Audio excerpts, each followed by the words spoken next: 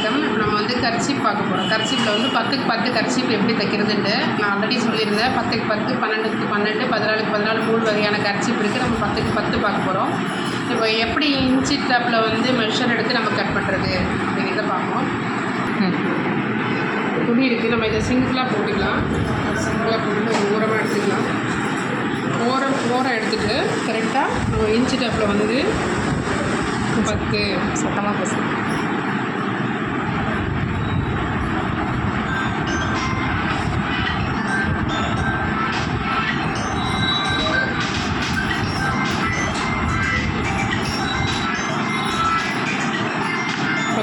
Measure எடுத்துக்கணும். அதே மாதிரி அகலம் வந்து 10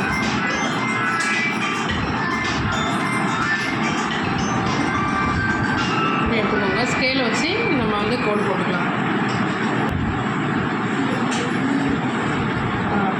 இப்போ எடுத்த மெஷரில் கோடு போட்டுக்கிறோம்.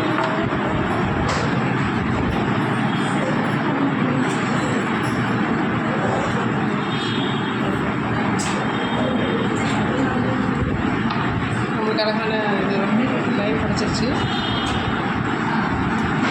ரொம்ப சிம்பிள். நம்ம அப்படியே அந்த லைனுக்கு மேலே கட் பண்ணிக்கலாம்.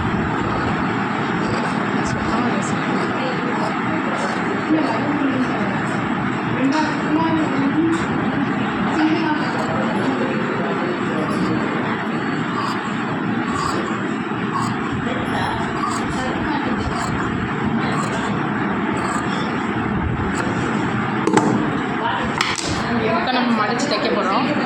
நம்ம வந்து என்ன பண்ண போகிறோம்னா, ஃபஸ்ட்டு வந்து ஒரு சின்ன மடிப்பு, அதாவது ஒரு குட்டி மடிப்பு மடிச்சுட்டு அதுக்கு மேலே வந்து ஒரு மடிப்பு மடித்து தைக்க போகிறோம். இப்படி தைக்க போகிறோம். ஒரு குட்டி மடிப்பு மடித்து அதுக்கு மேலே ஒரு மடிப்பு மடித்து தைக்க போகிறோம். 4 பக்கமும் நம்ம ஒரே அளவில் தான் தைக்க போகிறோம். ஒரு குட்டி மடிப்பு மடித்து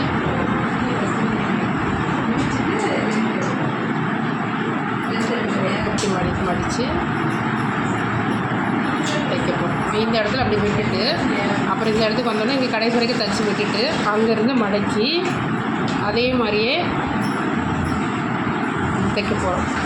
ஸோ நம்ம தையல் வந்து ஈவனாக இருக்கணும். இப்படி 4 பக்கமும் தைக்கணும். நான் தைக்கிற வீடியோ உங்களுக்கு நான் இப்போ போடுறேன். அப்போ அவங்கள பேச சொல்லுங்கள்.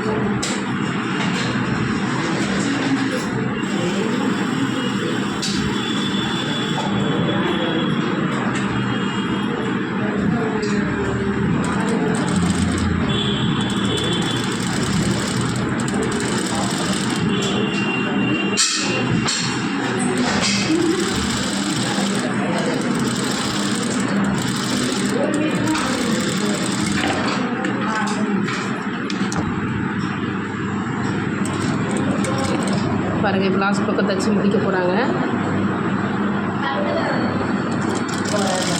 4 பக்கமும் இதே மாதிரி நீங்கள் தைச்சிங்கன்னா கர்ச்சீப் அழகான கர்ச்சீப் ரெடி. நமக்கு என்னென்ன சைஸில் வேணுமோ நம்ம அந்தந்த சைஸில் வந்து நம்ம தைச்சிக்கலாம்.